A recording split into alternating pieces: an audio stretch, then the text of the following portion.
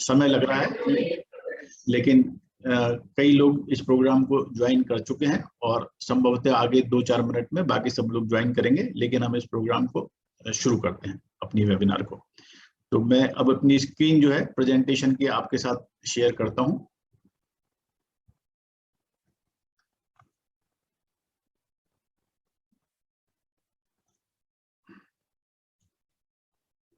मैं आज इस वेबिनार में आपको जो मैं बातें आपके साथ करना चाहता हूं, उसमें मैं आपको बताऊंगा कि भारत में, अपने देश में किस तरह से जो हमारे एक्वेरियम का जो व्यापार है, किस तरह से उसमें विकास हुआ है, क्या उसमें आगे बढ़ने की संभावनाएं हैं। हमारे जो एक्वेरियम के दुकानदार हैं या जो लोग इस क्षेत्र में काम कर रहे हैं, किस तरह से उन्होंने इसको बढ़ाया है, और इसको अगर हमें आगे बढ़ना है, अगर हमारे जो लोग हमारे जो भाई इस क्षेत्र में काम कर रहे हैं, अगर उनको आगे बढ़ना है तो क्या क्या सुविधाएं उनके पास उपलब्ध हैं, क्या क्या इस बाजार की क्या क्या क्षमताएं हैं, सरकार की क्या क्या इसमें, सरकार के द्वारा क्या क्या सेवाएं हम प्राप्त कर सकते हैं। और सबसे जो मुख्य बात है कि हमारे जो एक्वेरियम ट्रेडर्स हैं, अगर उन्हें अपने आप को एक सर्टिफाइड एक्वेरियम टेक्नीशियन बनना है तो किस तरह से वो एक सर्टिफाइड एक्वेरियम टेक्नीशियन बन सकते हैं। तो ये सब बातें हम इस आज के जो 1 घंटे की वेबिनार है उसमें करेंगे। अगर हम देखें,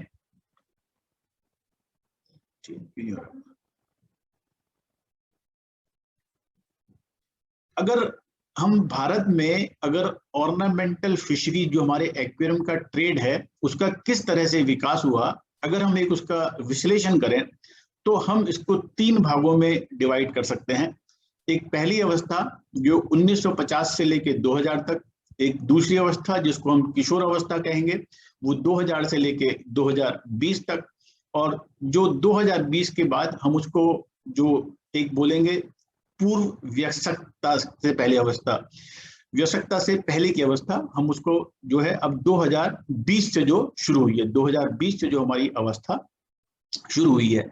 हम 1950 से 2000 तक इसको बाल्यावस्था इसलिए बोलेंगे कि ये जो 50 साल का समय था, इसमें ऑर्नामेंटल फिशरीज का जो हमारा विकास है बहुत धीमी गति से हुआ। अगर हम 2000 तक देखें तो हमारा जो एक्वेरियम व्यापार है उसका कुल मूल्य भारत का लगभग 50 से 55 करोड़ था, लेकिन 2000 से 2020 तक बहुत तेज गति से इस क्षेत्र का विकास हुआ, और 2020 तक आते आते हमारा जो भारत का व्यापार है, भारत का जो बाजार है, इसका मूल्य लगभग 555 करोड़ हो गया। और 2020 के बाद अब इसमें और तेजी से विकास होने की संभावनाएं हैं। हम इसको इसलिए विकास होने की संभावना हम तेजी से इसलिए मान रहे हैं कि सन 2000 तक इसमें भारत सरकार की बहुत कम योजनाएं थी, जो कि ऑर्नामेंटल फिशरीज को बढ़ावा देने की जो भारत सरकार की योजनाएं थी वो बहुत कम योजनाएं थी। 2005 से भारत सरकार की इस क्षेत्र को बढ़ावा देने के लिए कुछ योजनाएं आई, और मुख्य रूप से वो जो योजनाएं थी वो केवल ऑर्नामेंटल फिश प्रोडक्शन से संबंधित योजनाएं थी, जहां पर खाली रंगीन मछली को उसकी पैदावार कैसे बढ़ाई जाए उस क्षेत्र को बढ़ावा देने के लिए योजनाएं थी।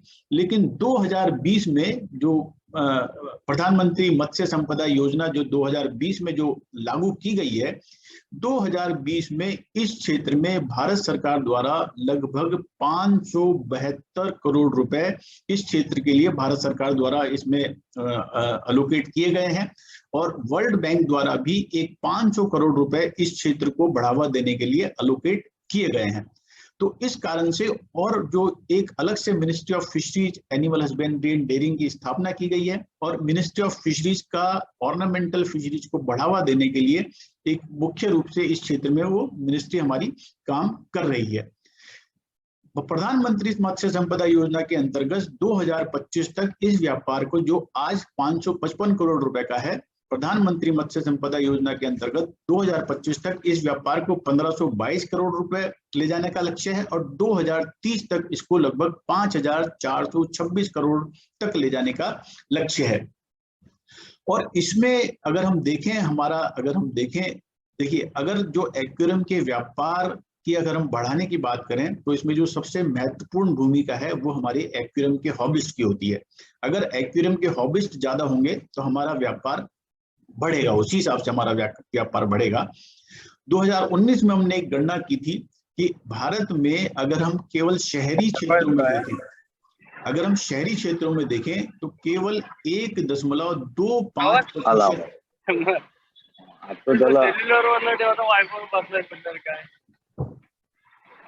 अगर हम शहरी क्षेत्रों में देखें तो केवल 1.25% लोग अपने घरों में एक्वेरियम रख रहे हैं। और प्रधानमंत्री मत्स्य संपदा योजना के अंतर्गत हमारा ये भारत सरकार का ये एक लक्ष्य है कि इस संख्या को 2025 तक 2.21% और 2030 तक 5.51% पे ले जाने का लक्ष्य है। तो जिस तरह से भारत में अगर ये शौकीनों की संख्या बढ़ेगी, अगर एक्वेरियम हॉबीज की संख्या बढ़ेगी, तो ये बिल्कुल लाजमी है कि जो हमारा व्यापार है, जो हमारा डोमेस्टिक एक्वेरियम ट्रेड है, वो भी बढ़ेगा। और जो इसमें जो गतिविधियां हैं, जो मुख्य गतिविधियां हैं जिन पर हमारा भारत सरकार द्वारा इसको जिन पे ज्यादा ध्यान दिया जा रहा है, वो है एक्वेरियम और एक्वेरियम एसेसरीज का निर्माण, मीठे पानी और समुद्री सजावटी मछलियों, अन्य इनवर्टिब्रेट्स, एक्वेरियम ऑर्नामेंटल प्लांट्स का production, skill development training programme, Bharat से जो हमारा निर्यात है, जो एक्सपोर्ट है, उसको बढ़ावा देना, और ऑर्नामेंटल फिश कीपिंग के शौक को बढ़ावा देना, ये इस योजना के मुख्य इसमें गतिविधियां हैं। अब वैसे तो आप सब लोग इस काम से मैं समझता हूं कि कई लोग आप में से ऐसे होंगे जो बहुत सालों से इस काम से जुड़े हुए हैं, और आप इसका जो अपना जो मार्केट ट्रेंड है उससे भली भांति आप परिचित होंगे।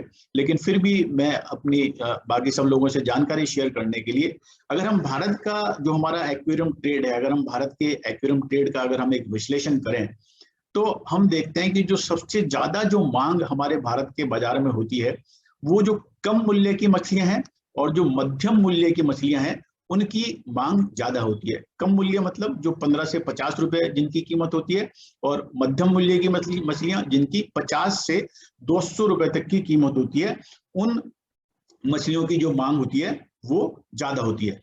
तो लेकिन जो उच्च मूल्य की मछलियां हैं और जो प्रीमियम मूल्य की मछलियां हैं, उन मछलियों की जो मांग है वो कम रहती है।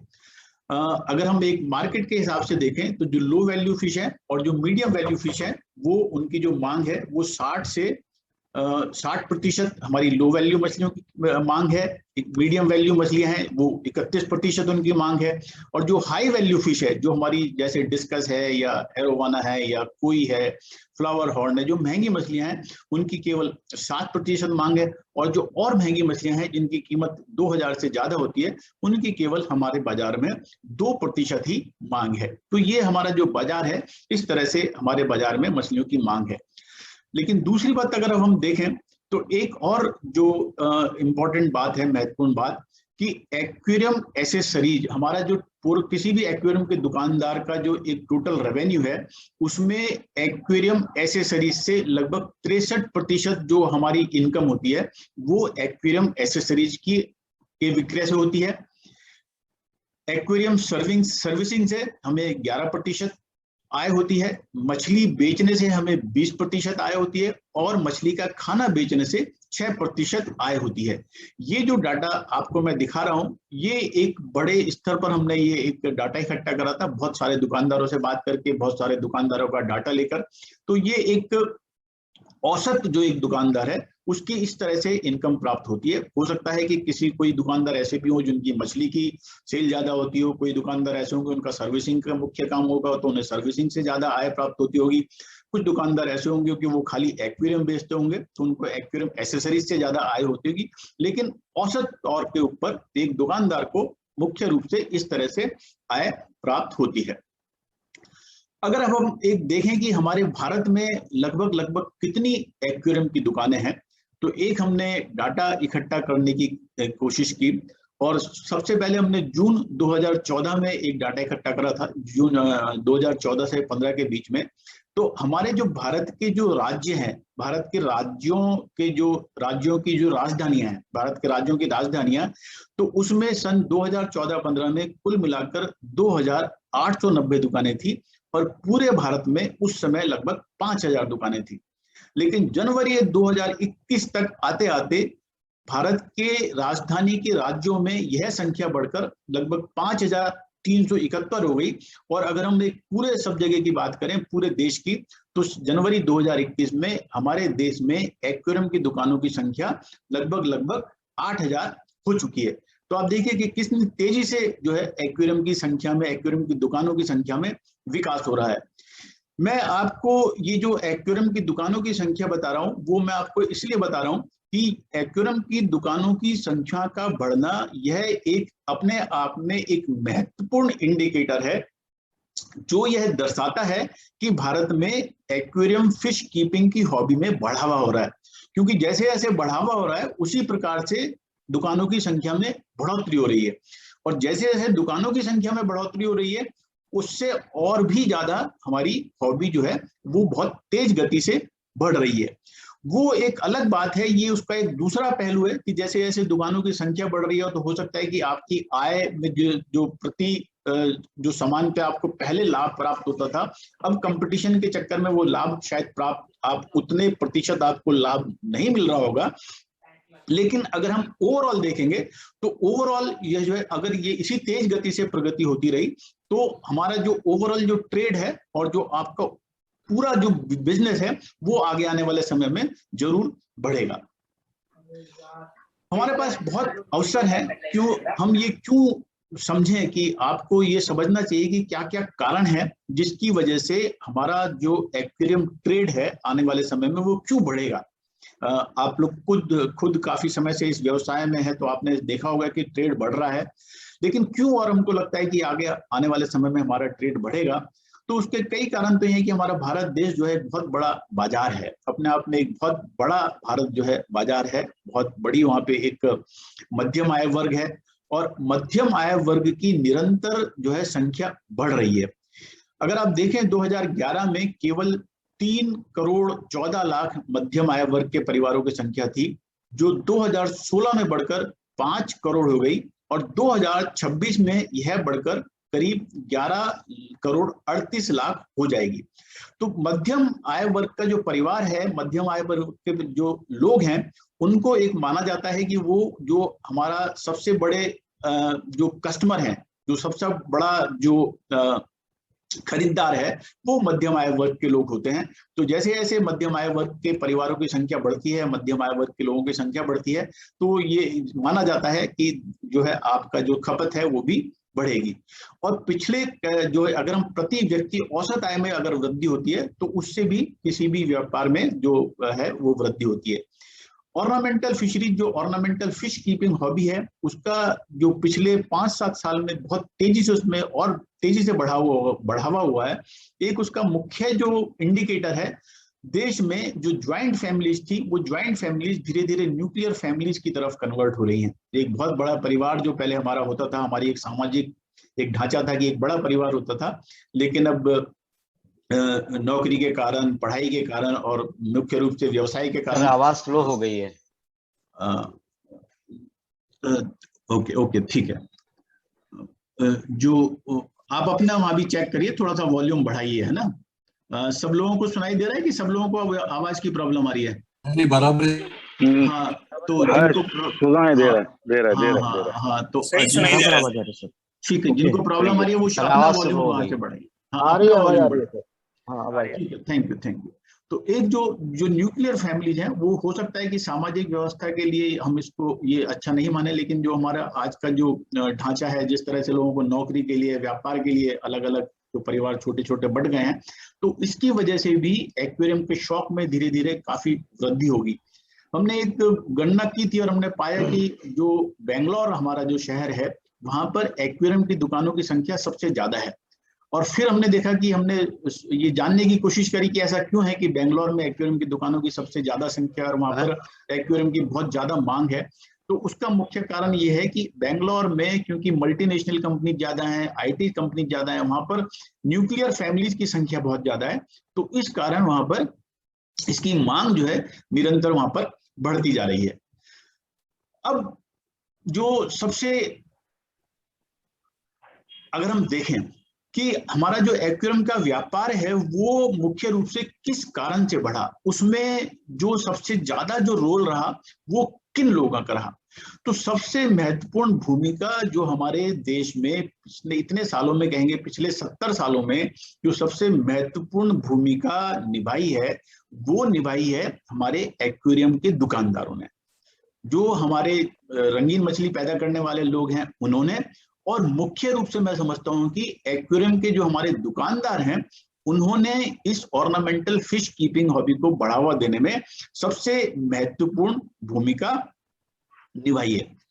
और एक और जो कारण है कि इसकी वजह से क्योंकि जो हमारे दुकानदार उन्होंने अपने आप एनालाइज करा, उन्होंने अपने आप देखा कि कहाँ पर दुकानों की जरूरत है, कहाँ पर दुकान खोलनी चाहिए, जहां पर उनका जो है एक व्यवसाय का उनको अवसर मिलेगा। तो ये अगर आप देखें, आप में से बहुत सारे दुकानदार ये महसूस करते होंगे, अगर हम किसी भी बड़े शहर को देखें, या अगर हम फॉर एग्जाम्पल अगर हम दिल्ली का एक उदाहरण लें, आज से 25 साल पहले दिल्ली में कुल मिलाकर 15 से 20 एक्वेरियम की दुकानें हुआ करती थी, जो कि आज बढ़कर 350 से भी ज्यादा वहां पे एक्वेरियम की दुकानें हैं।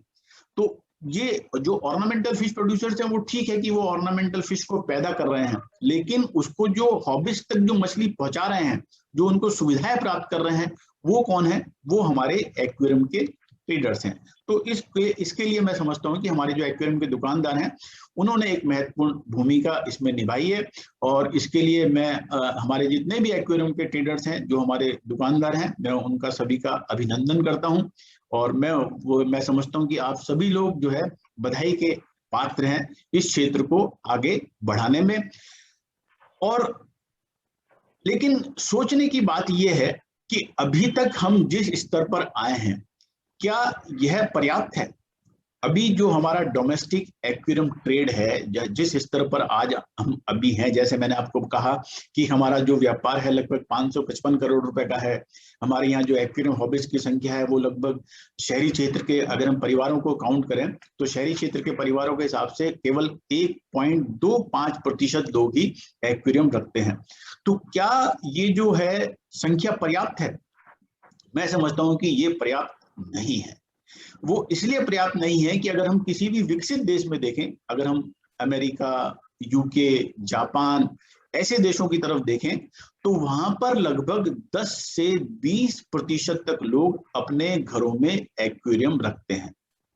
10 से 20% तक लोग अपने घरों में एक्वेरियम रखते हैं, लेकिन हमारे यहाँ केवल 1.25% लोग अपने घरों में एक्वेरियम रख रहे हैं।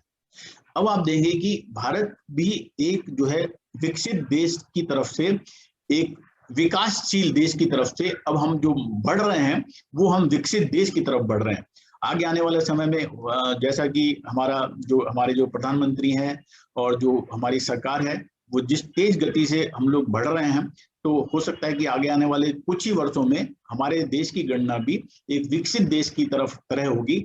और जब हम विकसित देश कहलाएंगे तो हमारे देश में भी जो ऑर्नामेंटल फिश है, जो एक्वेरियम फिश कीपिंग हॉबी है, उसमें बहुत तेज गति से उसमें विकास होगा और बहुत ज्यादा ये इसकी मांग बढ़ेगी। तो इस मांग को पूरा करने के लिए हमको देखना है कि किस तरह से ये मांग बढ़ेगी, और जिस तरह से ये मांग बढ़ेगी उस तरह से हमको अपने आप को तैयार करना है कि हम इस मांग की पूर्ति कर पाए। देखिए, अब जो मैंने पहले भी कहा कि एक्वेरियम कीपिंग हॉबी को बढ़ावा देने में जो सबसे महत्वपूर्ण भूमिका निभाते हैं वो कौन निभाता है? वो हमारे एक्वेरियम ट्रेडर्स निभाते हैं। वो किस तरह से निभाते हैं कि मानिए कि जो सबसे पहले आपके दुकानदार पर अगर किसी को भी एक्वेरियम रखने का अगर शौक शुरू होता है, अगर एक्वेरियम रखने का शौक शुरू होता है, तो आज तो फिर भी गूगल है, गूगल के माध्यम से लोग बहुत सारी जानकारी इकट्ठा कर आपके पास पहुंचते हैं, लेकिन फिर भी गूगल के माध्यम से उनको सही जानकारी नहीं मिलती है। वो किसके ऊपर जानकारी के लिए किसके ऊपर डिपेंड होते हैं? वो जानकारी के लिए हमारे जो एक्वेरियम ट्रेडर्स हैं उनके ऊपर डिपेंड होते हैं। तो ये हमारे जो एक्वेरियम ट्रेडर्स हैं उनकी ये रेस्पॉन्सिबिलिटी है कि वो एक अपरिपक्व हॉबिस्ट को एक परिपक्व हॉबिस्ट बनाए। जब एक अपरिपक्व हॉबिस्ट परिपक्व हॉबिस्ट बनेगा तभी हमारे एक्वेरियम का विकास होगा। अब जैसे, लेकिन हम उसमें बहुत सारे कारण हैं कि हम जो है इस क्षेत्र में अभी हम ठीक तरह से हम अपनी भूमिका को नहीं निभा पा रहे हैं। जैसे मैंने आपको यहाँ पे एक फिश का बाउल दिखाया है कि हमारे बहुत सारे जो एक्वेरियम के हॉबिस्ट हैं वो फिश बाउल से अपनी हॉबी को शुरू करना चाहते हैं। उनका कहना ये होता है कि हम कम खर्चे के ऊपर एक बार मछली को रखना सीखेंगे और जब हम सक्सेसफुल इसमें हो जाएंगे तब हम एक बड़ा एक्वेरियम रखेंगे। और अधिकतर हमने देखा है कि जो हमारे एक्वेरियम के दुकानदार भी हैं वो भी इस बात को सपोर्ट करते हैं कि आप एक बाउल से जो है अपनी हॉबी शुरू करिए। लेकिन मेरा समझना ये है कि, और ये एक अनुभव भी किया है और आप लोगों ने भी अनुभव किया होगा कि एक बाउल में एक्वेरियम फिश रखने से, बाउल को एक एक्वेरियम की तरह शुरुआत करने से बहुत अधिकांशतः ऐसा देखा गया है कि जो हॉबिस्ट बाउल से अपनी हॉबी शुरू करते हैं, एक फिश बाउल से अपनी हॉबी शुरू करते हैं, वो आगे आने वाले समय में बहुत कम संभावना ऐसी रहती है कि वो एक्वेरियम रखेंगे, क्योंकि आप भी जानते हैं कि बाउल में बार बार मछली मरती है, बहुत कम उसमें वो जिंदा रहने की उसकी संभावना होती है। तो वो धीरे धीरे वो जो है उनका शौक जो है वो खत्म हो जाता है।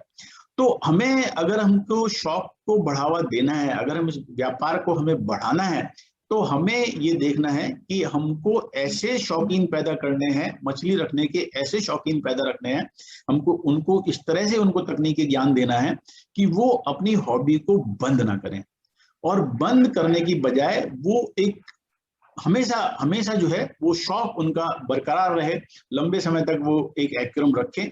ये हमारे जो एक्वेरियम ट्रेडर्स हैं, हमारे जो एक्वेरियम तकनीशियन हैं, उनकी जवाबदारी है।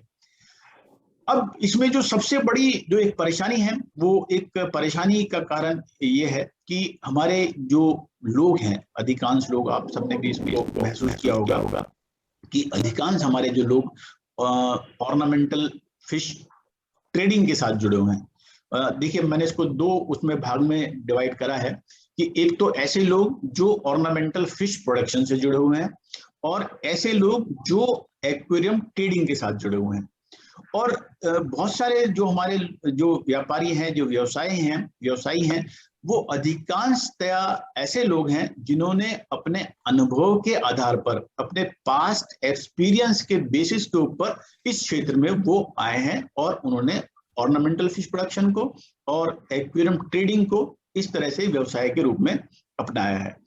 अगर हम ऑर्नामेंटल फिश प्रोडक्शन की बात करें तो बहुत अधिकांश जो हमारे प्रोड्यूसर हैं, ऑर्नामेंटल फिश प्रोड्यूसर्स, वो ऐसे लोग हैं अधिकांशतः जो बहुत कम जो है क्वालिफाइड हैं, और बहुत कम लोग ऐसे हैं जो बहुत ज्यादा क्वालिफाइड है। ये उदाहरण देकर मैं ये नहीं कह रहा हूं कि जो लोग बहुत कम क्वालिफाइड हैं वो इस क्षेत्र में काम करने के लिए वो ठीक नहीं है। बिल्कुल ठीक है, क्योंकि ये जो हमारा काम है वो एक स्किल डेवलपमेंट का है। वो अगर आपके पास ये स्किल है तो आप इस काम को कर सकते हैं। तो हमको जरूरत क्या है, स्किल एक हमको डेवलप करना है। अगर आपके पास चाहे शिक्षा है चाहे शिक्षा नहीं है, तो हमको अगर हम इसमें एक स्किल प्राप्त कर लेंगे, लेकिन हाँ, एक एजुकेशन का एक अलग जो है आपके व्यवसाय करने के तरीके में, अगर आपके पास एक क्वालिफिकेशन है, मैं किसी भी क्षेत्र से अगर कोई क्वालिफिकेशन है, अगर आप जैसे जैसे आपका शिक्षा का जो बढ़ती है, जैसे जैसे आप ज्यादा शिक्षित होते हैं, वैसे वैसे आपको व्यवसाय करने में ज्यादा आपको सुविधा रहती है। लेकिन एक्वेरियम ट्रेडर में थोड़ा फर्क है कि हमारे जो एक्वेरियम ट्रेडर्स हैं वो उसमें क्वालिफाइड लोग की संख्या थोड़ी ज्यादा है। और पिछले 4-5 सालों में एक और इसमें बदलाव आया है कि इस क्षेत्र में, जो आज से 4-5 साल पहले इस क्षेत्र में बहुत कम लोग ऐसे थे कि जो उच्च शिक्षा प्राप्त थे, लेकिन अभी पिछले 5 से 7 सालों में इसमें एक बहुत बड़ा बदलाव आया है कि शिक्षित लोग भी ऑर्नामेंटल फिश प्रोडक्शन को और एक्वेरियम ट्रेड को व्यवसाय के रूप में अपना रहे हैं। तो ये अपने आप में एक बहुत बड़ा एक इंडिकेटर है कि ये बहुत तेज गति से हमारा जो क्षेत्र है बढ़ेगा। और लेकिन हमें इसमें अभी जो हमको और क्या आवश्यकता है कि हमको अपने आप को इसमें एक अच्छा एक्सपीरियंस, एक अच्छा उदाहरण, एक हमको अपने आप को स्किल गेन करना, और हमको अपने आप को इस क्षेत्र में और ज्यादा शिक्षित करने की हमको इसमें आवश्यकता है। क्या ये तो मैं आपको पहले ही बता चुका हूं कि क्या क्या इंडिकेटर है जिससे हमें पता लगता है कि ये जो क्षेत्र है बहुत तेज गति से बढ़ रहा है। जैसे एक्वेरियम की दुकानों की संख्या जो है बढ़ रही है, ये अपने आप में एक इंडिकेटर है कि हमारा जो शौक है वो बढ़ रहा है। शौकीन लोगों की संख्या भी बढ़ रही है। और जो गवर्नमेंट का जो सपोर्ट है, जो इंस्टीट्यूशनल सपोर्ट है, इंस्टीट्यूशनल सपोर्ट भी पिछले 10-15 सालों में इस क्षेत्र में बहुत ज्यादा हो गया है। मैं आपको बताऊंगा कि इसमें क्या क्या स्कीम है। हो सकता है कि आप बहुत कम लोग आप में से ऐसे होंगे जिनको ये जानकारी होगी कि भारत सरकार की क्या क्या योजनाएं हैं जिनका आप फायदा ले सकते हैं। उसके बारे में मैं आपको बताऊंगा कि क्या क्या फायदे हैं और किस तरह से आप उनका फायदा ले सकते हैं। और जैसा कि मैंने आपको ये भी बताया कि बहुत सारे हमारे जो यूथ हैं, जो क्वालिफाइड यूथ हैं, एजुकेटेड यूथ हैं, वो एक ऑर्नामेंटल फिशरीज को व्यवसाय के रूप में अपना रहे हैं। तो ये कुछ ऐसे इंडिकेटर हैं कि जो हमारे इस क्षेत्र को बढ़ावे के लिए जो हमको एक इंडिकेशन दे रहे हैं कि ये क्षेत्र बढ़ रहा है। लेकिन हमारी कुछ समस्याएं हैं कि हमारे इस क्षेत्र की कुछ समस्या ये है कि जैसा कि मैंने आपको अभी कहा कि जिस तेज गति से हमारा ये क्षेत्र बढ़ सकता है, उस तेज गति से हम नहीं बढ़ रहे हैं। हम अभी बहुत तेज गति से बढ़ सकते हैं लेकिन हम उस तेज गति से नहीं बढ़ रहे हैं। उसका एक कारण ये भी है कि हमारे जो बहुत सारे व्यवसायी हैं, जो हमारे एक्वेरियम ट्रेडर्स हैं, वो उनको पर्याप्त हो सकता है कि मेरे जो साथी हैं उनको ये बात सुनकर ये अच्छी ना लगे, पर ये एक बिल्कुल सही बात है कि हमारे बहुत सारे जो हमारे साथी हैं जो ये काम कर रहे हैं उनको पर्याप्त जानकारी नहीं है। और उसके बाद हमारी जो दूसरी लिमिटेशन है कि हम अपने जो एक्वेरियम हॉबिस्ट हैं, हम उनके साथ अपना ज्ञान साझा करना नहीं चाहते हैं। बहुत कुछ मैं आपको एक दो उदाहरण दूंगा। आप सब लोग तो ये व्यवसाय कर रहे हैं, मैं जो बात कहना चाह रहा हूँ आप समझ जाएंगे। लेकिन फिर भी मैं आपको जैसे एक उदाहरण देता हूँ कि बहुत सारे हमारे ट्रेडर्स हैं, वो हमारे एक्वेरियम हॉबिस्ट को एडवाइस करते हैं कि पानी को साफ रखने के लिए समय समय पर नीले रंग का लिक्विड, जो उनके पास एक नीले रंग का लिक्विड होता है, उसको वो एक्वेरियम में डालते रहें। अब ये नीले रंग का लिक्विड होता क्या है, मैं ये भी समझता हूँ कि शायद बहुत सारे लोगों को ये भी नहीं मालूम कि वो नीले रंग का लिक्विड क्या है।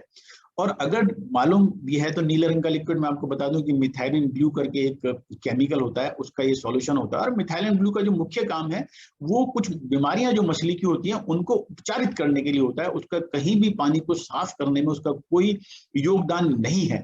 लेकिन जब हम नीले रंग का लिक्विड हम एक्वेरियम में डालते हैं तो उसका क्या होता है कि उसकी वजह से जो पानी की गंदगी होती है, जो पानी में एक पीलापन आ जाता है, पानी में एक हरापन आ जाता है, वो कुछ समय के लिए वो गंदगी छूट जाती है और हमको ये लगता है कि, और हॉबिस्ट को ये लगता है कि पानी साफ हो गया।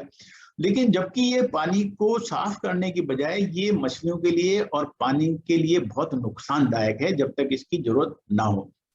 हम अपने एक्वेरियम ट्रेडर्स, हम अपने एक्वेरियम हॉबिस्ट को ये भी सलाह देते हैं कि समय समय पर पानी बदलते रहें।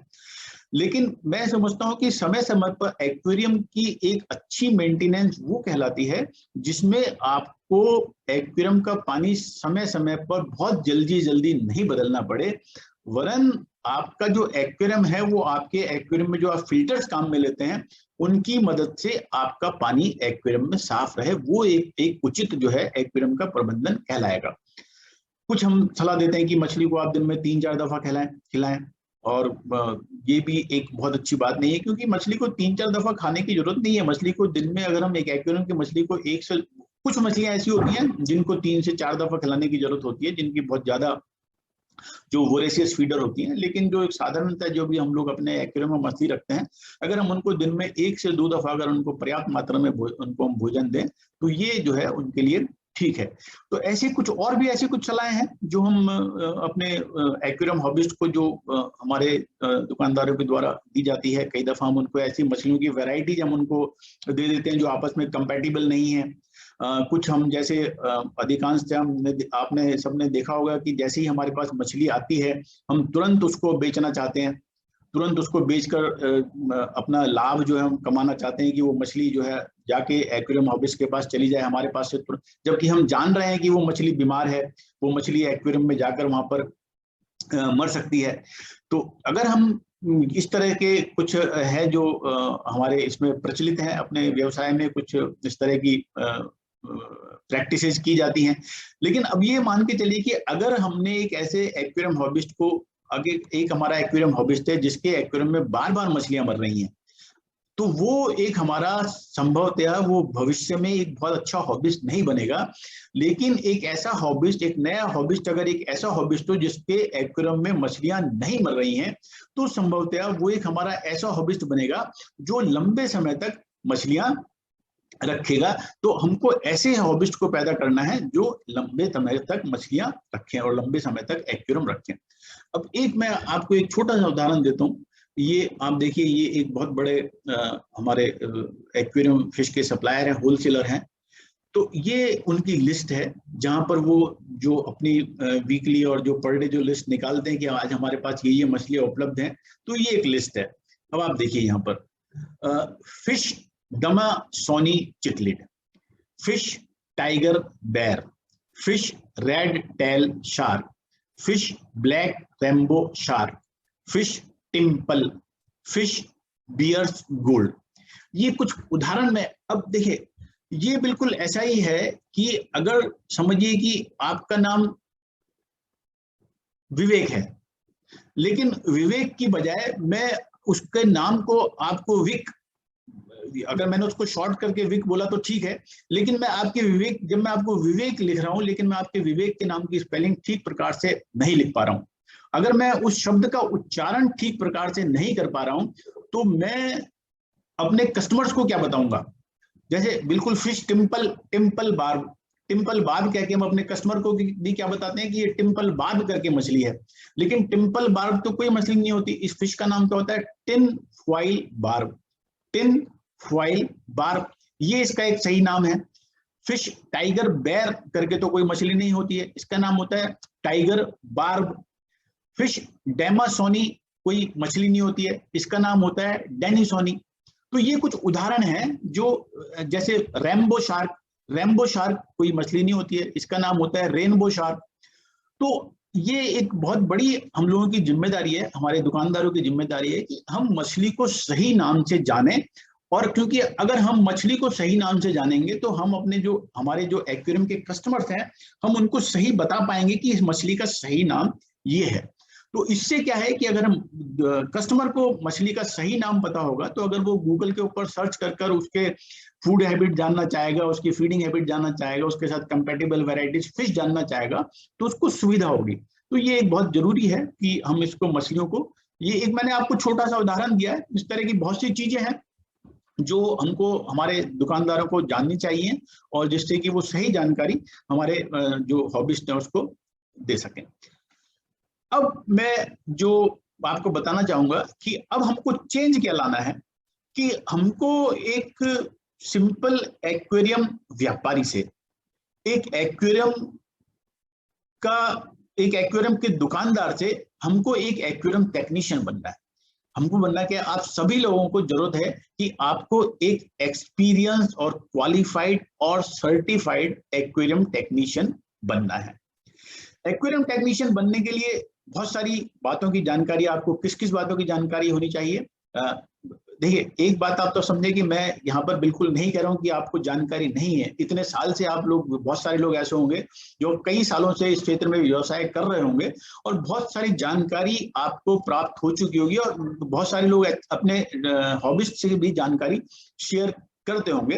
लेकिन मैं एक जो औसतन जो देखने में आया है उसको ध्यान में रखते हुए मैं ये बातें आपको बता रहा हूँ कि हमको अब क्या बनना है कि हमको एक्वेरियम व्यापारी से हमको एक एक्वेरियम टेक्नीशियन बनना है, एक हमको एक्वेरियम सर्विस प्रोवाइडर बनना है, सर्टिफाइड एक्वेरियम सर्विस प्रोवाइडर।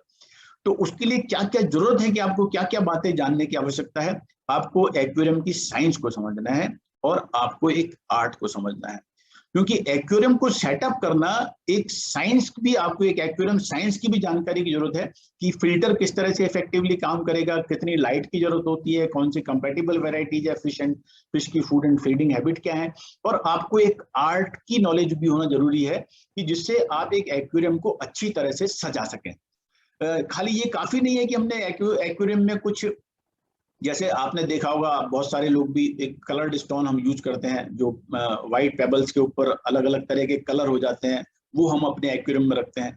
बहुत सारे लोग उसको कलर की वजह से, उसको सुंदरता आने की वजह से यूज कर सकते हैं, लेकिन मैं समझता हूँ कि मैं उसको कभी भी मैं उसको नहीं प्रमोट करता हूँ। उसका कारण ये है कि उसमें जो केमिकल्स, उसको पेंट करने के लिए जो केमिकल्स उसमें जिनका यूज होता है, और जो केमिकल्स हमारे पानी में जो जाएंगे एक्वेरियम के पानी में, उसका मछली के ऊपर गलत प्रभाव पड़ेगा। तो ये तो आपको ये सब जान के साइंस की भी जरूरत है, और एक एक्वेरियम को कैसे सुंदर सजाएं जिससे वो एक हॉबिस्ट को अच्छा लगे, तो हमको उसकी भी जरूरत है। कस्टमर से कैसे रिलेशन बनाना है, इसकी हमको जानकारी की जरूरत है, और किस तरह से हम एक इफेक्टिव सर्विस एक हम प्रोवाइड कर सकते हैं अपने कस्टमर्स को, ये हमें जानकारी की जरूरत है। और किस तरह से हमारा जो बिजनेस है, जो हमारी जो एंटरप्राइज है, हम किस तरह से उसका मैनेजमेंट कर सकते हैं। तो ये सब बातें एक सर्टिफाइड एक्वेरियम तकनीशियन बनने के लिए और एक अच्छा तकनीशियन बनने के लिए हमारे एक्वेरियम ट्रेडर्स को ये सब बातें जानने की आवश्यकता है। क्योंकि देखिए, एक बात हमको समझना है कि हमारा जो एक्वेरियम ट्रेडर है उसका महत्वपूर्ण रोल क्यों है। उसका महत्वपूर्ण रोल ये है कि जो एक्वेरियम हॉबिस्ट वो डायरेक्ट आपके संपर्क में है। वो ऑर्नामेंटल फिश प्रोड्यूसर जो है वो उसके संपर्क में नहीं है। ऑर्नामेंटल फिश प्रोड्यूसर ने तो आपको मछलियां दे दी, कहीं जहां से आप एक्वेरियम का सामान एसेसरीज खरीद के ला रहे हैं, उसने आपको एक्वेरियम की एसेसरीज दे दी, लेकिन जो हॉबिस्ट है वो आपके संपर्क में है। अगर उसकी मछलियां लंबे समय तक जिंदा रहती हैं, वो हेल्दी रहती हैं, तब वो आपकी प्रशंसा करता है। लेकिन अगर ले जाते ही उसकी मछलियां मर जाती हैं, उसमें बीमारी आ जाती है, अगर उसका बार बार नुकसान होता है, तो आपके संबंध उससे खराब होते हैं। तो और अगर वो लंबे समय तक उसकी मछलियां रहेंगी तो वो एक अच्छा हॉबिस्ट बनेगा। तो इसमें जो एक्वेरियम की जो सबसे बड़ी जिम्मेदारी है वो है इसकी। और मैं ये समझता हूं कि अगर हमको अपनी कमाई अगर हमको बढ़ानी है, अगर एक्वेरियम ट्रेडर्स को अपनी कमाई बढ़ानी है, तो हमको एक ऐसे शौकीन पैदा करने की जरूरत है, हमको ऐसे शौकीन बनाने की जरूरत है जो हर बार हमसे कम मूल्य की सामग्री खरीदें, लेकिन बार बार खरीदें, कंटिन्यूस खरीदते रहें, बजाय इसके कि हम एक ऐसा शौकीन पैदा करें जिसको हमने शुरू में तो हमने बहुत महंगा एक्वेरियम बेच दिया, लेकिन उसने 6 महीने के बाद और 1 साल के बाद अगर उसने अपना एक्वेरियम बंद कर दिया तो वो हमको अधिक कमाई नहीं देगा। एक हमने एनालिसिस करा था, एक विश्लेषण हमने करा था, और हमने पाया कि 25 से 30% शौकीन जो है एक्वेरियम हॉबिस्ट पहले साल में अपना एक्वेरियम बंद कर देते हैं, 10 से 20% हॉबिस्ट दूसरे साल में अपना एक्वेरियम बंद कर देते हैं, और लगभग 5 से 10% और हॉबिस्ट लगभग तीसरे साल में अपना एक्वेरियम बंद कर देते हैं। तो अगर एक हॉबिस्ट ने अपना एक्वेरियम बंद कर दिया तो समझिए कि उससे जो हमारे को भविष्य में जो उससे आय हमको होती, वो आय का जरिया हमारा बंद हो गया।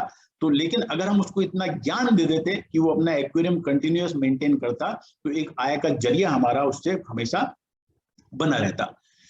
अब जो तकनीकी जानकारी आपके पास जो है, वो किस क्षेत्र से आप तकनीकी जानकारी प्राप्त कर सकते हैं। तो एक तो माध्यम ये है कि आप कोई सर्टिफाइड ट्रेनिंग प्रोग्राम या कोई ऐसा ज्वाइन करें जहां से आपने कोई, या तो आपके पास शैक्षणिक योग्यता हो कि आपने, जैसे आपने फिशरीज में या किसी और सब्जेक्ट में, फिशरीज से रिलेटेड किसी और सब्जेक्ट में आपने एक विशेष प्रोग्राम किया हुआ है, या उसमें आपने एक विशेष ट्रेनिंग प्रोग्राम आपने ज्वाइन ले रखी है, तो या तो उसके माध्यम से ले सकते हैं, या आप किसी अच्छे अनुभवी एक किसी व्यक्ति के पास काम कर एक आपने अनुभवी व्यक्ति के पास काम किया, उससे अगर आपको सही जानकारी मिल जाए तो ये आपका एक माध्यम हो सकता है ज्ञान प्राप्त करने का। एक आपका जो माध्यम है कि आप अपने खुद के तर्क के हिसाब से, कि आप खुद एक इस बात को एनालाइज करें कि हाँ भाई ये जो काम है जो गलत है और ये जो काम है सही है, तो उसके तर्क के माध्यम से भी आप ज्ञान प्राप्त कर सकते हैं। और एक जो है आप अपने खुद काम करने के माध्यम से, जब आप काम करते हैं तो आपको पता लगता है कि ये काम मैंने करा तो इसका जो रिजल्ट है वो गलत आया, और ये काम मैंने करा तो इसका रिजल्ट मुझे सही आया। तो इसके माध्यम से भी आप जो है अपना जो ज्ञान है वो इसमें बढ़ा सकते हैं। अब जब ज्ञान की बात आती है तो एक तो मैंने आपको बताया कि जो है आपने, हो सकता है कि एक विषय विशेष में आपने शिक्षा प्राप्त करी हो, मुख्य रूप से अगर माछकी से फिशरीज से रिलेटेड सब्जेक्ट में आपने शिक्षा प्राप्त करी हो। लेकिन ऐसा जरूरी नहीं है कि आपने अगर फिशरीज में ही आपने ग्रेजुएशन किया है, पोस्ट ग्रेजुएशन किया है, तभी आप एक्वेरियम की दुकान खोलने के लिए या ऑर्नामेंटल फिश प्रोडक्शन करने के लिए ही आप कर सकेंगे, ऐसा नहीं है। अगर किसी भी क्षेत्र में आपने शिक्षा प्राप्त करी हो तो भी आप एक अच्छे अनुभव के द्वारा आप ऑर्नामेंटल फिश प्रोडक्शन और एक्वेरियम ट्रेड का काम शुरू कर सकते हैं। इस क्षेत्र में स्किल डेवलपमेंट के क्षेत्र में, इस क्षेत्र में कौशल विकास को बढ़ावा देने के लिए भारत सरकार का एक इंस्टीट्यूशन है, नेशनल स्किल डेवलपमेंट कॉर्पोरेशन, जो कि ministry of skill development and entrepreneurship के अंतर्गत आता है। तो हमारे एनएसडीसी, जिसको शॉर्ट में एनएसडीसी बोलते हैं, पिछले कई सालों से ये इसकी योजना जो इसका जो बनाया गया था, इसकी हमारे जो प्रधानमंत्री हैं मोदी जी के आने के बाद इसकी स्थापना की गई थी और पिछले 8 से 10 सालों से ये जो है निरंतर 7 से 8 सालों से ये नेशनल स्किल डेवलपमेंट कॉर्पोरेशन जो है स्किल डेवलपमेंट का विभिन्न क्षेत्रों में कौशल विकास का कार्यक्रम कर रही है। और ऑर्नामेंटल फिशरीज को भी एनएसडीसी ने कौशल विकास में बढ़ावा देने के लिए एक क्षेत्र जो है आइडेंटिफाई किया हुआ है। और पिछले 2 से 3 सालों से हम बहुत सारे प्रोग्राम जो नेशनल स्किल डेवलपमेंट काउंसिल द्वारा जो रिकॉग्नाइज प्रोग्राम है, वो हम इस क्षेत्र में जो हमारे जो बहुत सारे युवा हैं जो ये काम करना चाह रहे हैं, वो ये ट्रेनिंग प्राप्त कर सकते हैं। तो ये ट्रेनिंग प्राप्त कर और कौशल प्राप्त कर, ये स्किल प्राप्त कर भी आप इस प्रोग्राम को कर सकते हैं। तो मैं अब जो है आपको नेशनल स्किल डेवलपमेंट कॉर्पोरेशन के क्या क्या प्रोग्राम है उनकी मैं जानकारी दूंगा। और उससे पहले कि नेशनल स्किल डेवलपमेंट कॉर्पोरेशन जो है उसकी क्या भूमिका है, वो क्या करता है, जो हमारा नेशनल स्किल डेवलपमेंट कॉर्पोरेशन है उसका क्या उद्देश्य है। तो नेशनल स्किल डेवलपमेंट कॉर्पोरेशन क्या करता है, पहले यह देखता है कि ऐसे कौन कौन से क्षेत्र हैं जहां पर हम अपने जो युवा हैं उनको व्यवसाय दे सकते हैं। अगर उनमें उनका कौशल विकास हो जाए तो उसके माध्यम से उस क्षेत्र में वो व्यवसाय कर सकते हैं। पहले वो ऐसे आइडेंटिफाई करता है फील्ड। एनएसडीसी के अंतर्गत विभिन्न और विभाग हैं, जैसे हमारी ऑर्नामेंटल फिशरीज को बढ़ावा देने के लिए agriculture skill council of India एक अलग से काउंसिल है। और agriculture skill of council of India ने एग्रीकल्चर के क्षेत्र में, फिशरीज के क्षेत्र में, एनिमल हस्बेंड्री के क्षेत्र में क्या क्या क्षेत्र हैं जिनमें कौशल विकास की जरूरत है, उन्होंने उसका एक चयन किया। और चयन करने के बाद वो उस पर एक विषय सामग्री तैयार करते हैं और उसके बाद एक पूरा ट्रेनिंग प्रोग्राम का किस तरह से एक उसका मॉडल होगा, कितने दिन की ट्रेनिंग होगी, क्या क्या उसमें पढ़ाया जाएगा, कौन कौन से ऐसे इंस्टीट्यूट होंगे जो इस क्षेत्र में ट्रेनिंग दे सकते हैं, किस तरह से ट्रेनिंग दी जाएगी। तो agriculture skill council of India ने उन सबको जो है एक पहले आइडेंटिफाई करा, एक ट्रेनिंग प्रोग्राम का मॉड्यूल बनाया और उसके बाद जो है इस क्षेत्र में ट्रेनिंग की शुरुआत हुई।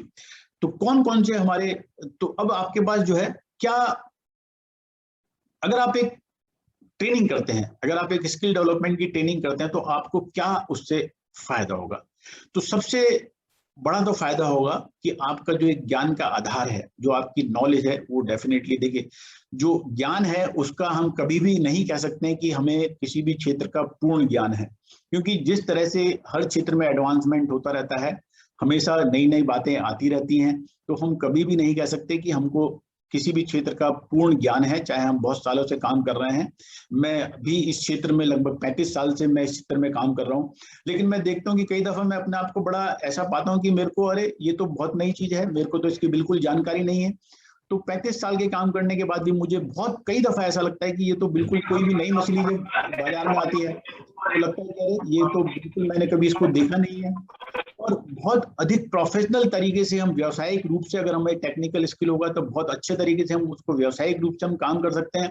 हमारे जो प्रोडक्ट्स की गुणवत्ता है, उसकी प्रोडक्ट की क्वालिटी को हम बढ़ा सकते हैं, हमारी जो सर्विसेज है हम उसमें बढ़ावा कर सकते हैं, और हमारा जो एक पूरा जो रोजगार काम करने का तरीका है वो एक जो है उसमें पूरा एक सुधार हम उसमें ला सकते हैं। तो ये जो एक स्किल डेवलपमेंट जो प्रोग्राम होते हैं, ये स्किल डेवलपमेंट प्रोग्राम का ये हमको फायदा होता है।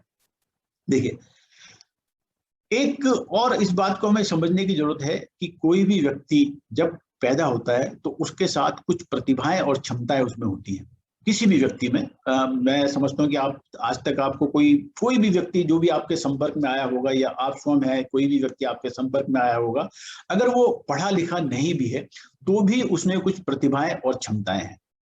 लेकिन अगर उन प्राकृतिक प्रतिभाएं और क्षमताओं को एक विशेष प्रशिक्षण मिल जाए, अगर उसको एक विशेष प्रकार का अनुभव अगर उसको मिल जाए, तो उस व्यक्ति में एक विशिष्ट कार्य को करने में वो एक सक्षम हो सकेगा।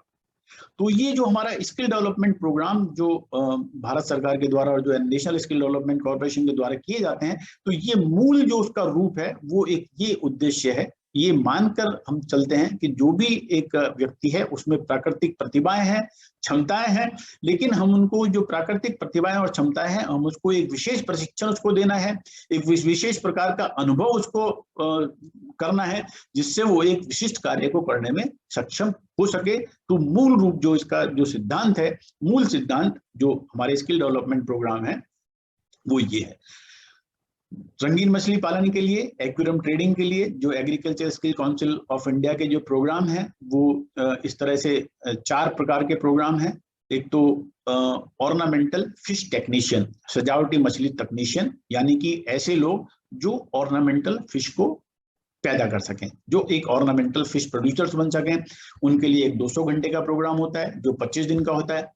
एक एक्वेरियम टेक्नीशियन, ऐसे लोग जो एक्वेरियम टेक्नीशियन बनना चाहें, यानी कि अपनी एक्वेरियम की दुकान खोलना चाहते हैं, एक्वेरियम सर्विस प्रोवाइडर्स बनना चाहते हैं और जिनको पूर्व का कोई ज्ञान नहीं है, तो उनके लिए पुनः ये गलत 2000 घंटे लिखा गया है, ये वापस 200 घंटे ही है कि उनके लिए भी एक 200 घंटे का प्रोग्राम है जो वापस 25 दिन तक का होता है।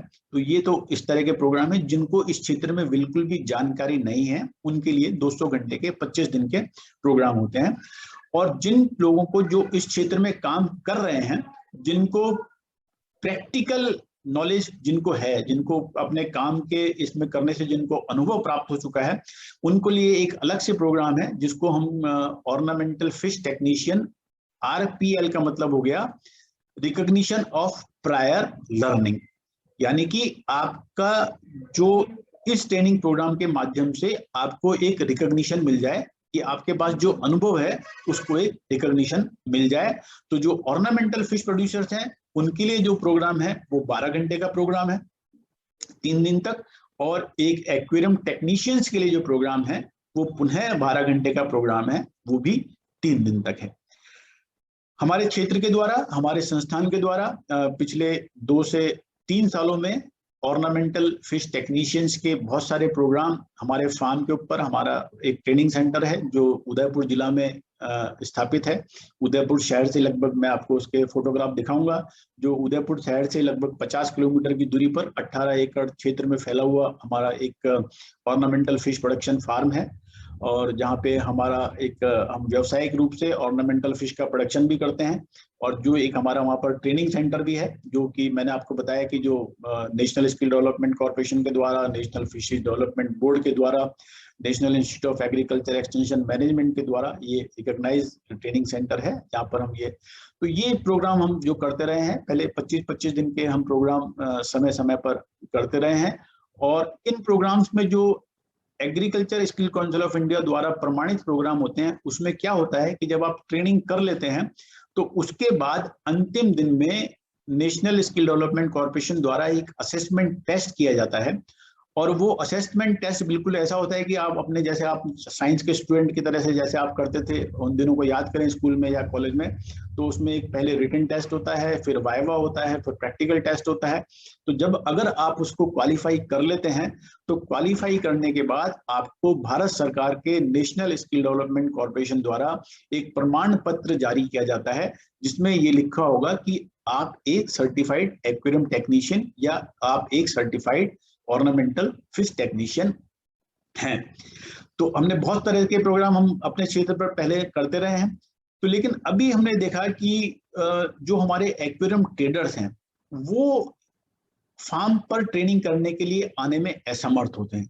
उसका कारण ये होता है कि एक तो आप अपने व्यवसाय को नहीं छोड़ सकते हैं लंबे समय तक, व्यवसाय को नहीं छोड़ सकते हैं, क्योंकि आपको आपके पीछे से आपके व्यवसाय को देखने वाला कोई नहीं होता है। और दूसरा हो सकता है कि हमारे जो क्षेत्र की दूरी है, हो सकता है कि हमारे उदयपुर के आसपास के लोगों के लिए वहाँ पे आना संभव हो, लेकिन बहुत सारे जो क्षेत्र ऐसे हैं जहाँ से आपको आने में भी बहुत लंबा समय लग सकता है, बहुत ज्यादा पैसा खर्चा हो सकता है। तो वो एक बड़ी परेशानी का एक हमने देखा कि बहुत एक ये ड्रॉबैक है। तब हमने एक agriculture skill council of India से हमने संपर्क किया और हमने उनसे एक अपील की कि हमारे जो एक्वेरियम ट्रेडर्स हैं वो क्योंकि इस क्षेत्र में अनुभवी हैं, उनको बहुत सारी ज्ञान उनको पहले से ही इस क्षेत्र का है, केवल उनको एक सर्टिफिकेशन की जरूरत है और उनको अपना जो ज्ञान है वो थोड़ा सा और आगे बढ़ाने की जरूरत है।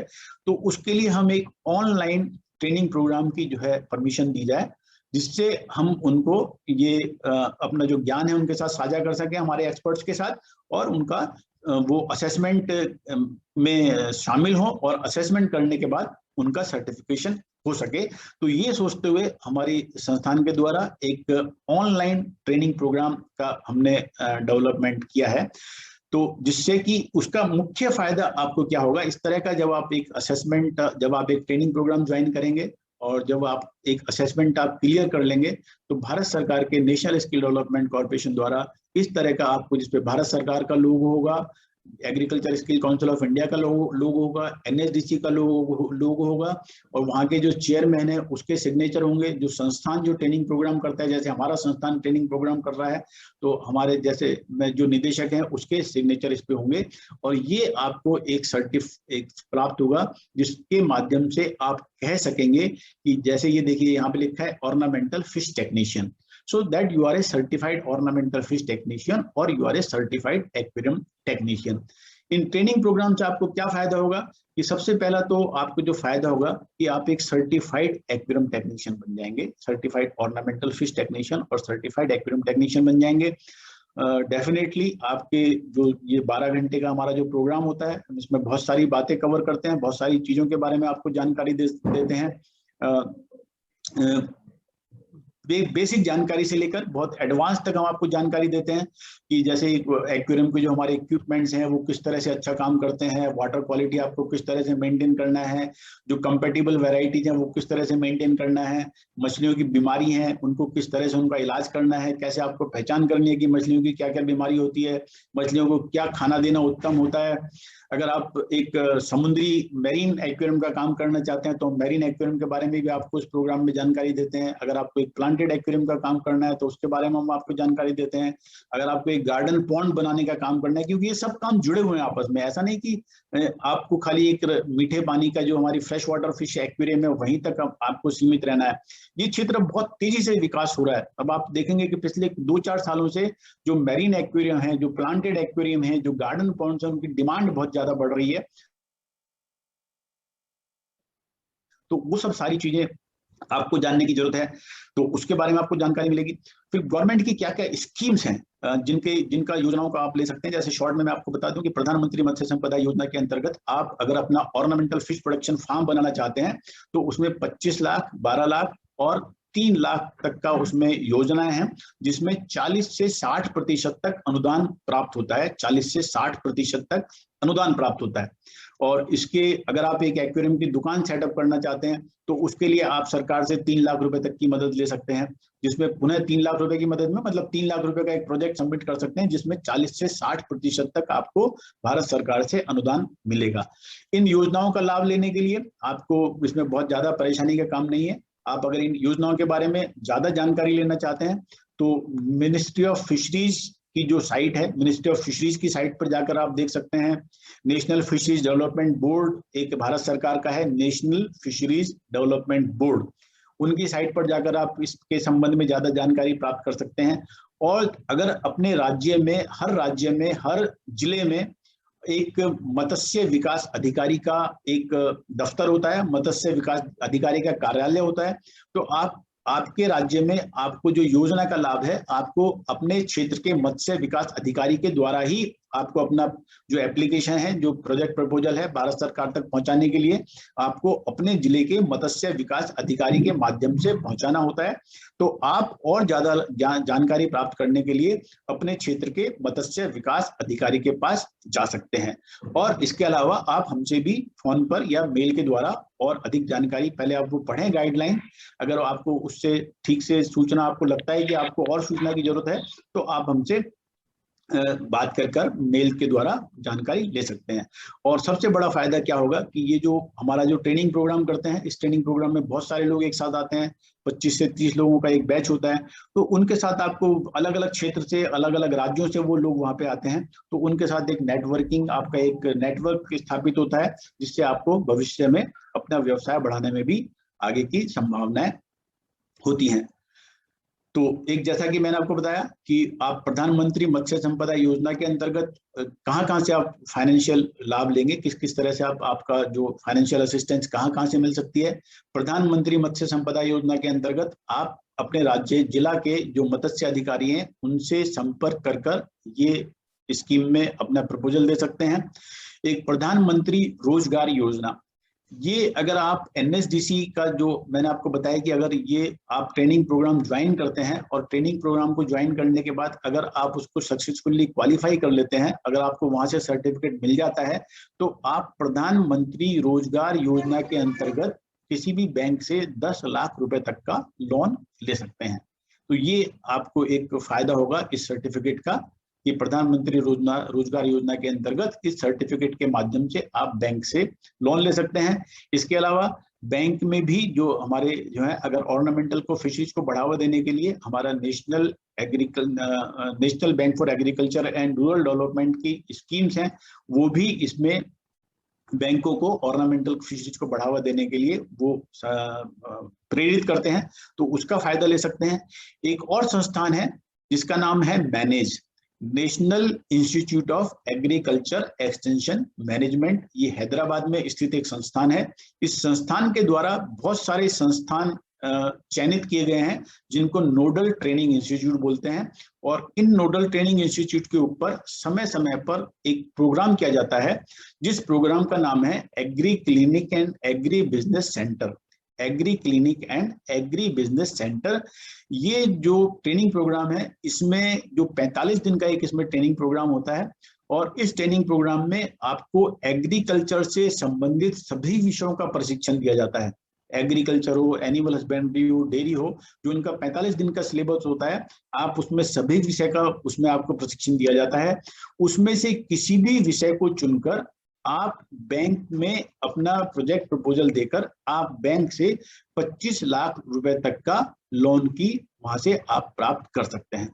तो ये भी आपको एक जो है एक फाइनेंस सपोर्ट लेने का ये भी एक माध्यम है, मैनेज के माध्यम से, कि national institute of agriculture extension management की साइट पर आप जाएं और वहां से AC-ABC प्रोग्राम के बारे में जानें, और इसके माध्यम में इस ट्रेनिंग प्रोग्राम को ज्वाइन कर भी आप वहां से वित्तीय सहायता प्राप्त कर सकते हैं।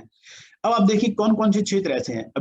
अभी आप हो सकता है कि खाली इसी क्षेत्र से जुड़े हुए हैं, कि अगर हम एक और एक्वेरियम व्यापार को माने, एक्वेरियम ट्रेड को माने, तो एक्वेरियम ट्रेड का मतलब ये नहीं है कि हमको खाली एक्वेरियम की ट्रेडिंग करनी है, कि हमको खाली ऑर्नामेंटल एक दुकान खोलना है और हमको ऑर्नामेंटल फिश बेचनी है, एक्वेरियम बेचने हैं।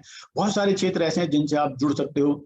आप एक ऑर्नामेंटल फिश प्रोडक्शन का भी काम शुरू कर सकते हो, क्योंकि हमारे बहुत सारे राज्य अभी भी ऐसे हैं कि हम केवल कुछ राज्यों के ऊपर ही मछली की जो सप्लाई है उसके लिए हम उनके ऊपर ही डिपेंडेंट हैं, लेकिन हम अपने और राज्यों में जहाँ पर इसका उत्पादन नहीं होता है वहां पर हम इसका उत्पादन कर सकते हैं। हम जो उत्पादन में हम रंगीन मीठे पानी की मछलियाँ, समुद्री पानी की मछलियाँ, ऑर्नामेंटल प्लांट्स, मछलियों के लाइव फूड, उसका हम प्रोडक्शन कर सकते हैं। हमारी जो एक्वेरियम एसेसरीज है उसका हम निर्माण शुरू कर सकते हैं, क्योंकि आप सभी आज जानते होंगे कि हमारा जो एक्वेरियम एसेसरीज है उसमें से लगभग 95% हमारा जो सामान है आज भी हम मैन्युफैक्चर्ड इन चाइनीज प्रोडक्ट्स को हम यूज करते हैं। और ये एक बहुत बड़ी एक हमारी विडंबना है कि उसकी वजह से जो हमारा जो एक्वेरियम का जो व्यापार है उसमें जैसे जैसे हम प्रगति की करते जा रहे हैं, उसमें हमारा जो फॉरेन एक्सचेंज है, हम उसको जैसे जैसे हमारा व्यापार बढ़ रहा है वैसे वैसे हम फॉरेन एक्सचेंज का हमको उसमें घाटा हो रहा है, क्योंकि हमारा जो 95% जो हमारा सामान है एक्वेरियम एसेसरीज का वो चाइना से आता है। तो अगर हमको ये एक बहुत बड़ा क्षेत्र अभी खुल गया है कि आप एक्वेरियम एसेसरीज का निर्माण करें, जो हमारे सजावटी प्रोजेक्ट्स हैं, ऑर्नामेंटल जो बहुत सारे पौधे हैं, खिलौने हैं, फिश का फूड है, दवाएं हैं, उनका आप निर्माण कर सकते हैं। और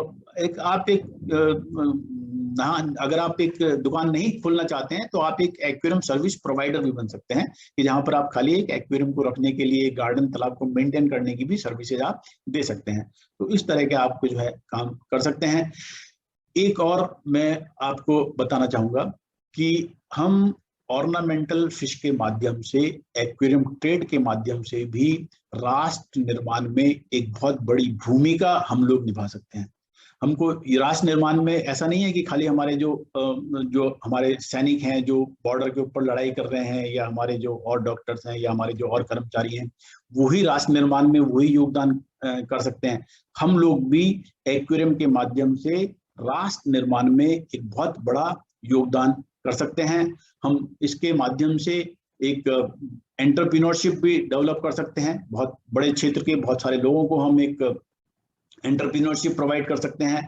एक हम इसके माध्यम से स्वच्छता का संदेश दे सकते हैं। स्वच्छता का संदेश भी हम अपने एक्वेरियम के माध्यम से दे सकते हैं कि अगर हम किस तरह से हम अपने एनवायरनमेंट को प्रोटेक्ट करें। अगर एक अच्छा एक्वेरियम, अगर हम एक ऐसा एक्वेरियम जहाँ पे एस्टेब्लिश करें जो एनवायरमेंटल फ्रेंडली हो, जो एक नेचुरल इकोसिस्टम को जो एक प्रदर्शित करे, तो उसके माध्यम से हम एक स्वच्छता का संदेश दे सकते हैं। हम एक स्वास्थ्य का भी, एक अच्छे स्वास्थ्य का, कि किस तरह से, देखिए बहुत सारे ऐसे अध्ययन किए गए हैं जिसमें पाया गया है कि एक्वेरियम के रखने से, एक्वेरियम की मछलियों को देखने से स्वास्थ्य के ऊपर, हेल्थ के ऊपर उसके बहुत अच्छे प्रभाव पड़ते हैं।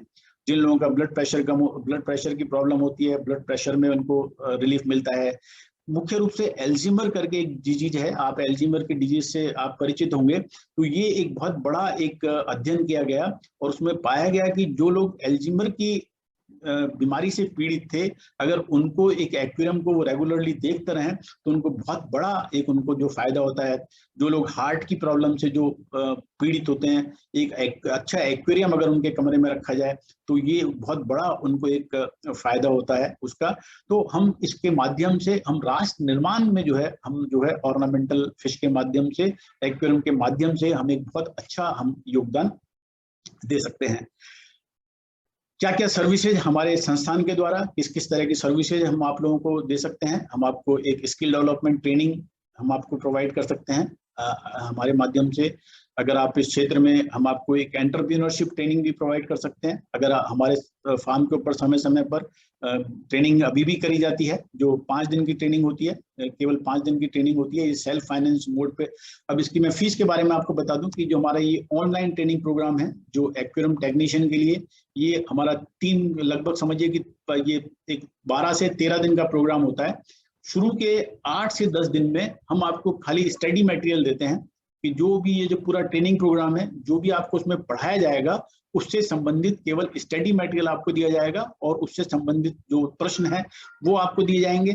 और लास्ट के 3 दिनों में 4-4 घंटे की एक क्लासेज होंगी, ऑनलाइन क्लासेज होंगी, और सबसे लास्ट के दिन में उसमें एक असेसमेंट टेस्ट होगा जो नेशनल स्किल डेवलपमेंट कॉर्पोरेशन की टीम के द्वारा ऑनलाइन कंडक्ट किया जाएगा, जिसमें आपको एक रिटन टेस्ट देना होगा और फिर आपका प्रैक्टिकल, एक जो एक्सपर्ट हैं वो एक आपसे कुछ सवाल पूछेंगे। हमारा ये जो प्रोग्राम है इसकी 5,000 रुपए इसकी फीस होती है। और एक दूसरा प्रोग्राम है जो है स्किल डेवलपमेंट का, एंटरप्रेन्योरशिप डेवलपमेंट का। इसमें हम बेसिकली ये हम हमारे कैंपस में करते हैं, हमारे फार्म के ऊपर, जिसमें हम आपको ऑर्नामेंटल फिश प्रोडक्शन के बारे में, एक्वेरियम मेंटेनेंस के बारे में, एक्वेरियम फैब्रिकेशन के बारे में ये सब जानकारी देते हैं। ये 5 दिन का जो प्रोग्राम होता है उसकी 15,000 रुपए इसकी फीस होती है, जिसमें रहना और खाना फार्म के ऊपर सम्मिलित है। हम आपकी डिटेल प्रोजेक्ट रिपोर्ट अगर आप कोई बनाना चाहें तो हम आपकी डिटेल प्रोजेक्ट रिपोर्ट बनाने में आपकी सहायता कर सकते हैं। और कहाँ से आप फंडिंग सपोर्ट, अलग अलग माध्यम से अगर आपको फंडिंग सपोर्ट लेनी है, किस तरह से उसकी प्रोजेक्ट रिपोर्ट तैयार करना है, उसमें हम आपकी सहायता कर सकते हैं। और आपको अगर टेक्निकल कंसल्टेंसी की जरूरत है आपका फार्म सेटअप करने के लिए, आपका प्रोडक्शन सेंटर सेटअप करने के लिए, आपकी दुकान सेटअप करने के लिए, अगर आप एक पब्लिक एक्वेरियम गैलरी बनाना चाहते हैं, उसकी टेक्निकल कंसल्टेंसी चाहिए, तो हमारे इंस्टीट्यूट के माध्यम से वो सहायता भी हम आपको प्रदान कर सकते हैं।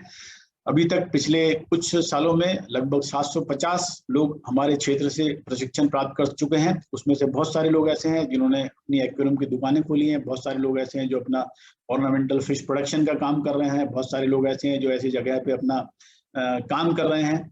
तो इस तरह से हम जो है कर सकते हैं।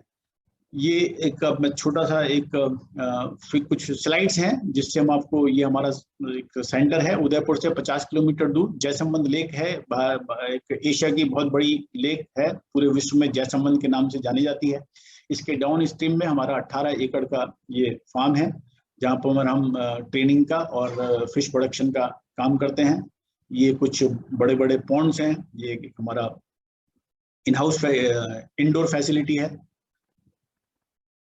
कुछ वहाँ पे बहुत सारे सीमेंट टैंक्स वहाँ पे बने हुए हैं, बहुत सारे एक्वेरियम्स वहाँ पे बने हुए हैं।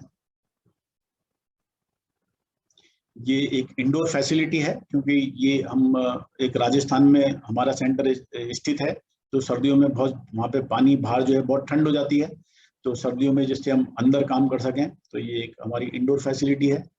ये हमारी एक लेबोरेटरी है जहाँ पर हम आपको पानी के एनालिसिस से संबंधित, अगर आपको, ये बहुत जरूरी है कि अगर आप एक्वेरियम का काम कर रहे हैं, अगर आप एक्वेरियम शॉप भी चला रहे हैं, तो आपको वाटर एनालिसिस सही तरीके से आना चाहिए, जिससे आप अपना जो मछली का रखरखाव है, जो आप उत्पादन है, वो सही प्रकार से कर सकें। तो ये हमारी लेबोरेटरी है।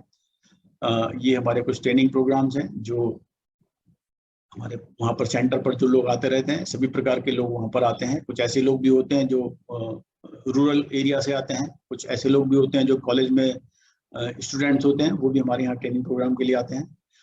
कुछ और अधिक जानकारी आप इन ट्रेनिंग के बारे में जानना चाहें तो आप मुझसे संपर्क कर सकते हैं। जैसा कि मैंने बताया, मेरा नाम डॉक्टर अतुल कुमार जैन है और ये मेरा मोबाइल नंबर है 9001254762। डॉक्टर अभिनिका जैन जो हमारे यहाँ इस क्षेत्र पर हमारी जो फैकल्टी हैं, एक महत्वपूर्ण फैकल्टी हैं, आप उनसे संपर्क कर सकते हैं और उनका नंबर है 9672108553। तो ये आप नंबर नोट कर सकते हैं। और ये जो हमने पूरा आज का जो लेक्चर है, हम इसको YouTube पर भी इस लिंक को शेयर करेंगे और हमारी वेबसाइट है www.oftri.org।